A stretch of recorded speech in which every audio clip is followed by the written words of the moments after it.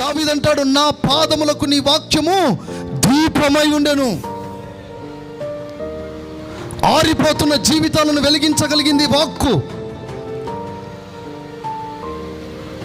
నీ కుటుంబ పరిస్థితులను బట్టి, ఆర్థిక సమస్యలను బట్టి, రకరకాల పరిస్థితులను బట్టి ఆరిపోతున్న నీ జీవితానికి దేవుని యొక్క వాక్కు వెలుగుగా వచ్చి చీకటిలో చిందులాడుతూ జీవితాన్ని నాశనం చేసుకుంటున్న నీ బ్రతుకును దర్శించగలిగింది వాక్కు. ఎక్కడో చీకట్లో పొర్లుతున్న మన బ్రతుకులు, పాపములో పొర్లుతున్న మన బ్రతుకులకు గొప్ప వెలుగుగా ప్రత్యక్షమై మన జీవితాలను వెలిగింపచేసి ఈ శ్రేష్టమైన మహిమగల సంఘంలో నడిపించింది వాక్కు. చల్లారిపోతున్న నీ జీవిత విధానాన్ని చూసి ఎక్కడో అట్టడుగు స్థానంలో పడిపోతావని తెలుసుకొని దొంగ ఊపిలో, పాప ఊపిలో ఉన్న నిన్ను ఈ వాక్కు దర్శించి నిన్ను మహిమగల సంఘంలో నాటి నిన్ను ఒక జ్యోతిలా ప్రకాశింపచేస్తుంది వాక్కు. ఈ వాక్యము ద్వారానే ఈరోజు ఈ స్థితిలో ఉన్నావు అనటానికి ఎంత మాత్రం అతిశయం లేదు. నేను చెప్తున్నాను, నేను బ్రతికి ఉన్నానంటే కేవలం ఈ వాక్యమును బట్టి. మనం బ్రతుకుతున్నామంటే ఉపదేశమే. మనకిచ్చిన ఈ ధర్మశాస్త్రం, ఈ ఉపదేశం ఈరోజు నీ నిర్లక్ష్యాన్ని బట్టి నువ్వు దీన్ని మంటలో పడేస్తున్నావా? ఈ వాక్యము ద్వారా నీ ఆత్మ కాల్చబడుతుందా? నీ నిర్లక్ష్య స్వభావం ద్వారా ఈ ఉపదేశాన్ని నష్టపరుస్తున్నావా? లేకపోతే దాన్ని సమకూర్చుకొని ఆత్మలో మండటానికి ఇష్టపడుతున్నావా?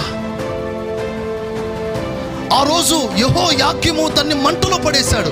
ఒకవేళ నువ్వు వాక్యాన్ని చెప్పి మంటలో పడేయకపోవచ్చు, కానీ నీ నిర్లక్ష్య స్వభావం ద్వారా, నీ అవిధేయత ద్వారా వాక్యాన్ని పక్కన పెట్టి వాక్యానికి ఇవ్వవలసిన స్థానాన్ని లోకానికి, శరీర కార్యాలకు, స్నేహాలకు, భౌతిక సంబంధమైన కార్యాలలో మునిగిపోయి వాక్యాన్ని, ఉపదేశాన్ని, సంకల్పాన్ని పక్కన పెట్టి దైవత్వపు శక్తిని పక్కన పెట్టావు గనుక నీవు నిప్పుల్లో పడేసినట్లే వాక్యాన్ని. నీ నిర్లక్ష్య స్వభావాన్ని బట్టి వాక్యమును లెక్క లేకుండా చూస్తున్నావే,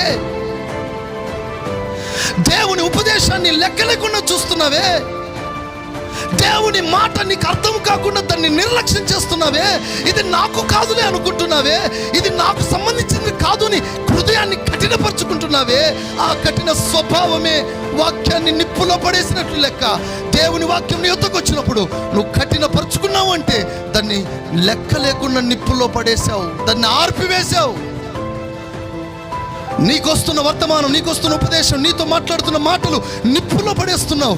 దాని ద్వారా నువ్వు ఆత్మలో మండించబడవలసిన వాడవి, నువ్వు దాన్ని నిప్పులో పడేసి కాల్చేశావు.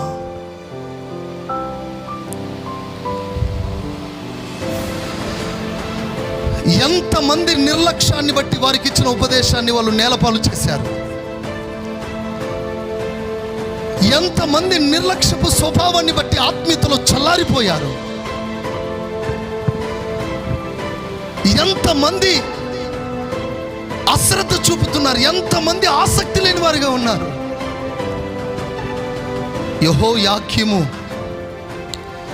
వాక్యాన్ని మంటలో కలిపేశాడు. ఆయన ధర్మశాస్త్రం మనకు ఆనందాన్ని కలగజేస్తుంది. ఆయన కట్టడు మనకు నీతిని నేర్పిస్తున్నాయి. ఆయన సన్నిధిలో, ఆయన వాక్కు ద్వారా మనం బ్రతుకుతున్నాం. ఆ వాక్యము ద్వారానే మనం ప్రభు ప్రసన్నతను వెతుకుతున్నాం. ఆయన రాకడికి సిద్ధపడుతున్నాం. Praise the lord.